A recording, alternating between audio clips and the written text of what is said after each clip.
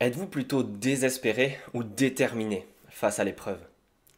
On a vu que Jésus, face à son épreuve ultime, face à sa mort sur la croix, pour prendre la colère et le jugement de Dieu, vous pouvez regarder le premier épisode de cette série, on a vu que Jésus, avec ses disciples, se retire à l'écart, qu'il prie et qu'il invite ses disciples, il nous invite à prier pour ne pas céder face à l'épreuve, face à la tentation.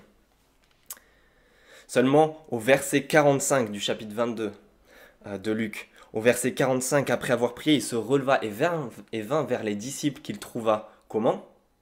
Endormis de tristesse. Ils sont complètement désespérés dans cette épreuve. Pour prendre une image, ils sont dans leur canapé, un pot Nutella à la main, un paquet de mouchoirs usagés à côté d'eux, en train de juste consommer des films et des séries pour passer leur tristesse. Et comme eux, il peut y avoir tout un tas de raisons qui remplacent une vie de prière, un temps consacré à la prière. Ça peut être des moments particulièrement difficiles, où on n'a pas la force, où on est trop désespéré pour prier.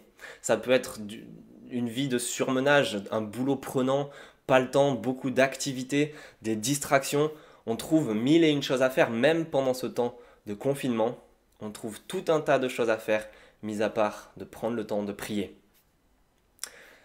Alors que faire? Verset 46, Jésus les invite et nous invite à être déterminés à prier. Verset 46, il dit: Pourquoi dormez-vous? Technique, levez-vous. Levez-vous et priez pour ne pas céder à la tentation.